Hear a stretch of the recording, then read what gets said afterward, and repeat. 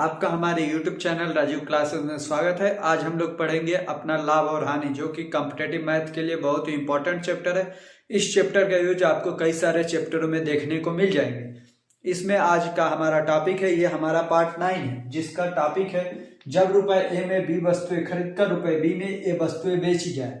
इसके लिए आपको एक सलाह है, ऐसे टॉपिक को पढ़ने से पहले इसके पिछले टॉपिक को यदि आपने नहीं पढ़ा है तो उस टॉपिक को पढ़ लीजिए, जो कि डिस्क्रिप्शन बॉक्स में मौजूद लिंक से लाभ और हानि के प्लेलिस्ट वाले पेज में जाकर के आप लास्ट पार्ट मतलब पार्ट नंबर 8 पढ़ लेंगे।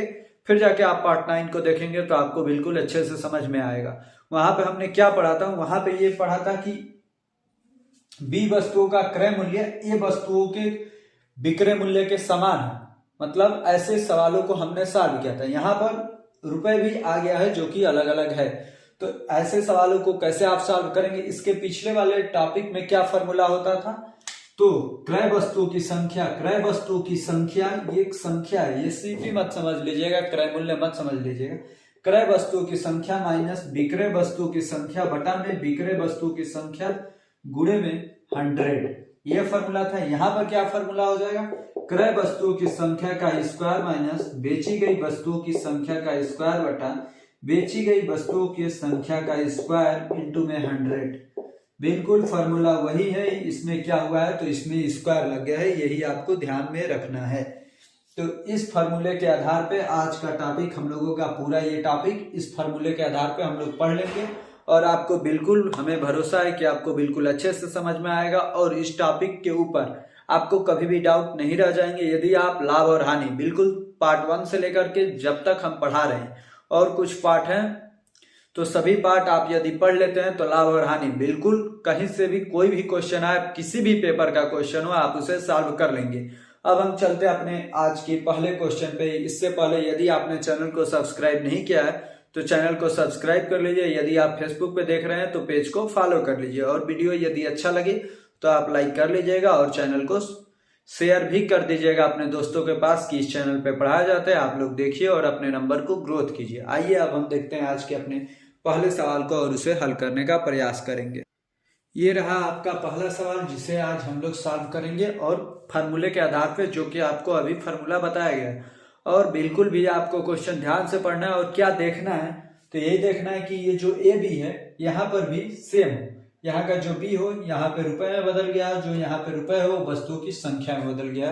केवल आपको यही देखना है, यदि ये दोनों सेम है तो जो फॉर्मूला हमने बताया उसके उसी फॉर्मूले के आधार पे इसको सॉल्व करना है। और ये टॉपिक है वही कि ए में बी वस्तुएं तथा रुपए बी में ए वस्तुएं बेची जाए। तो आइए इस सवाल को हम लोग सॉल्व करते हैं। इसमें 4 विकल्प भी दिए हुए हैं। यदि राजन रुपए 20 में 21 कलम खरीदता है तथा सभी कलम रुपए 21 में 20 कलम की दर से बेच देता है तो लाभ प्रतिशत क्या होगा। Option A 12.5%, option B 13.33%, option C 10.25%, option D 16.66%। तो आइए इसको सॉल्व करते हैं। देखिए क्या होगा, खरीदी गई वस्तुओं की संख्या का स्क्वायर, मतलब कितनी वस्तुएं खरीदी गई है 21, तो 21 का आपको स्क्वायर करना है, माइनस बेची गई वस्तुओं की संख्या का स्क्वायर, तो 20 वस्तुएं ना कि 21, 21 ये रुपए है, ये 20 वस्तुएं हैं तो 20 का स्क्वायर बटे में 20 का स्क्वायर इंटू में 100। 21 का स्क्वायर 441 माइनस में 400 बटे में 400 गुणे में 100। ये 100 से 2 जीरो से 2 जीरो कट जाएगा। 441 में से 400 गया, 41 बटे में 4, 41 बटे 4 मतलब 10.25%, 10.25%। मतलब कौन सा ऑप्शन सही हो जाएगा, ऑप्शन नंबर सी। पहले क्वेश्चन का कौन सा ऑप्शन सही हो गया, पहले क्वेश्चन का सी नंबर ऑप्शन आपका सही हो गया। तो देखिए कितना आसान तरीके से आपका सवाल सॉल्व हो रहा है। यदि आप ऐसे सवालों को 5-6 सवालों को कर लेते हैं तो आपकी स्पीड इतनी बन जाएगी कि आपको बिना लिखे हुए ही आप सवालों को सॉल्व कर लेंगे। देखिए जैसे 21 का स्क्वायर 441 में से 400 गया 41, 41 बटा 400 गुणे में 100, डबल जीरो से डबल जीरो कट गया तो 41 बटा 4, 41 बटा 4 मतलब 10.25%। तो पहले सवाल का हमारा सी नंबर विकल्प सही हो गया। अब हम चलते अपने दूसरे सवाल को सॉल्व करने के लिए, देखते हैं दूसरा सवाल क्या है और उसे कैसे इजी वे से सॉल्व किया जाए। आइए अब हम देखते हैं अपने दूसरे सवाल को। ये रहा आपका दूसरा सवाल, आइए इसे हम लोग सॉल्व करते हैं। क्या हमारा दूसरा सवाल कि कुछ वस्तुएं रुपए 5 में 6 के हिसाब से खरीदी गई तथा रुपए 6 के 5 के हिसाब से बेची गई लाभ होगा। तो खरीदी गई वस्तुओं की संख्या कितनी है? 6। तो 6 का स्क्वायर माइनस में बेची गई वस्तुओं की संख्या का स्क्वायर मतलब 5 का स्क्वायर बटे में बेची गई वस्तुओं की संख्या का स्क्वायर मतलब 5 का स्क्वायर इंटू में 100। 6 का स्क्वायर 36, 5 का स्क्वायर 25, नीचे में भी 25 गुणे में 100। 25 से 100 कितनी बार में? 4 बार में। 36 से 25 गया 11, 11 गुणे में 4 मतलब कितना है? 44 आया। तो कितना लाभ होगा? 44% का लाभ होगा मतलब ऑप्शन नंबर डी। दूसरे सवाल का कौन सा ऑप्शन सही हो गया? दूसरे सवाल का ऑप्शन नंबर डी सही हो गया।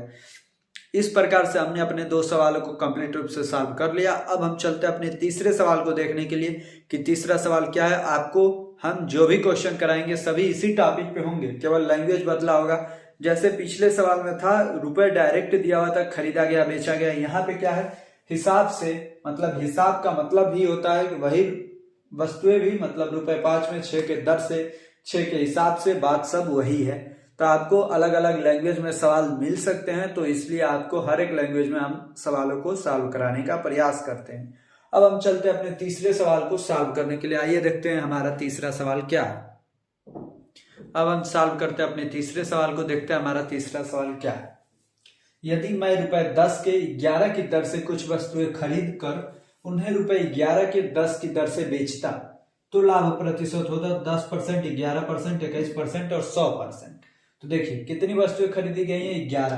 तो 11 का आपको स्क्वायर करना माइनस बेची गई वस्तुओं की संख्या का स्क्वायर मतलब 10 का स्क्वायर बटे में 10 का स्क्वायर गुणे में 100। 11 का स्क्वायर 121, 10 का स्क्वायर 100 बटे में 100 गुणे में 100। 100 से 100 कट गया, 121 में 100 गया 21, मतलब कितना परसेंट आपको प्रॉफिट हो रहा है? 21% का लाभ हो रहा है।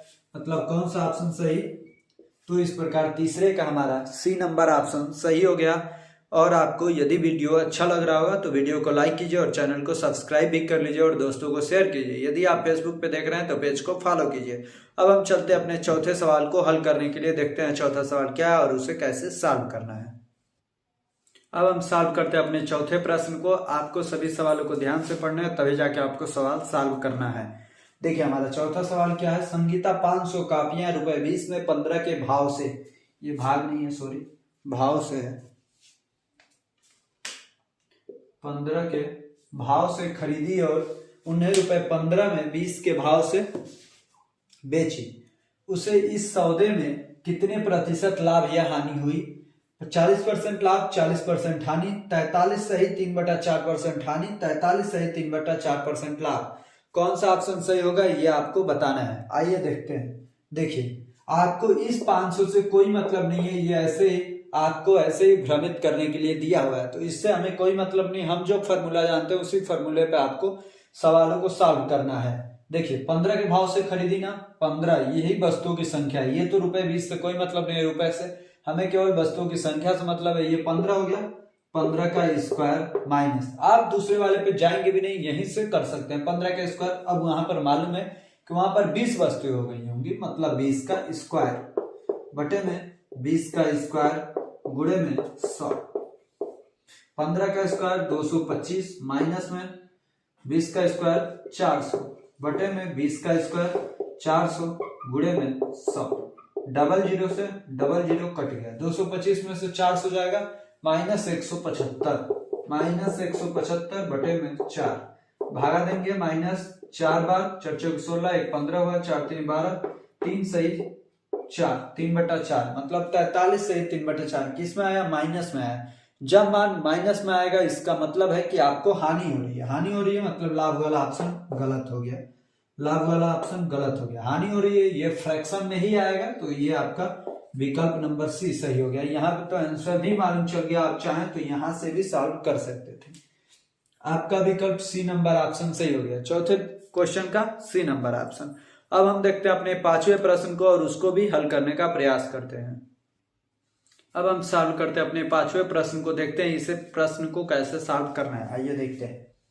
सुनीता ने 80 टॉफियां रुपए 5 में 4 के भाव से खरीद कर रुपए 4 में 5 के भाव से बेच दिया। बताइए उसे कितने प्रतिशत लाभ या हानि हुई। 36% हानि, 30% हानि, 36% लाभ, 30% लाभ। आपको इस 80 से कोई मतलब नहीं है कि ये क्या है, कितना नंबर दिया है। हमें नंबर से कोई मतलब नहीं है, हमें यहीं से मतलब है और यहाँ तक मतलब है। केवल ये देखना है कि ये 5-4 है तो यहाँ पे 4-5 हुआ है कि नहीं हुआ है। हुआ है तो सही है, इसी फॉर्मूले पे सॉल्व हमें करना है। देखिए ये 4 के भाव से खरीद करना, मतलब 4 वस्तुएं खरीदी गई हैं, मतलब 4 का स्क्वायर माइनस में बेची कितनी गई हैं, 5 वस्तुएं, तो 5 का स्क्वायर बटे में 5 का स्क्वायर गुणे में 100। 4 का स्क्वायर कितना 16, 5 का स्क्वायर 25 बटे में 25 गुणे में 100। 25 से 4 बार ये माइनस में आ रहा है, मतलब आंसर हमारा माइनस में होगा। -9 गुणे में 4 मतलब आंसर हमारा -36 आ गया। -36 मतलब हानि हो रही है, कितने परसेंट की, 36% की हानि हो रही है। मतलब लाभ वाला ऑप्शन दोनों गलत हो गया। कौन सा ऑप्शन सही हो गया, ए नंबर ऑप्शन। 5वें सवाल का कौन सा ऑप्शन सही हो गया, 5 नंबर सवाल का ए नंबर ऑप्शन सही हो गया। आज का लेक्चर हम लोग यहीं पे पॉज करते हैं। यदि आपको वीडियो अच्छा लगा हो तो वीडियो को लाइक कीजिए, चैनल को सब्सक्राइब कीजिए। यदि आप फेसबुक पे देख रहे हैं तो पेज को फॉलो कीजिए। आपको अंत तक बने रहने के लिए हमारे तरफ से बहुत बहुत धन्यवाद। यदि आप लाभ हानि के कोई भी टॉपिक को पढ़ना चाहते हैं तो डिस्क्रिप्शन बॉक्स में लिंक मौजूद है, वहां से आप उस टॉपिक पूरे प्लेलिस्ट में जिस टॉपिक को देखना चाहें उस टॉपिक को देख सकते हैं। हम लोग अगले दिन अब अगले टॉपिक को लाभ और हानि में ही कई सारे अभी टॉपिक बचे हुए हैं, अगले टॉपिक को लेकर के आएंगे। आप उस टॉपिक को भी देखना भूलिए मत, इसलिए चैनल को सब्सक्राइब कीजिए जिससे आपके पास डेली बाय डेली क्लास की नोटिफिकेशन जाती रहे। धन्यवाद आपको अंत तक बने रहने के लिए।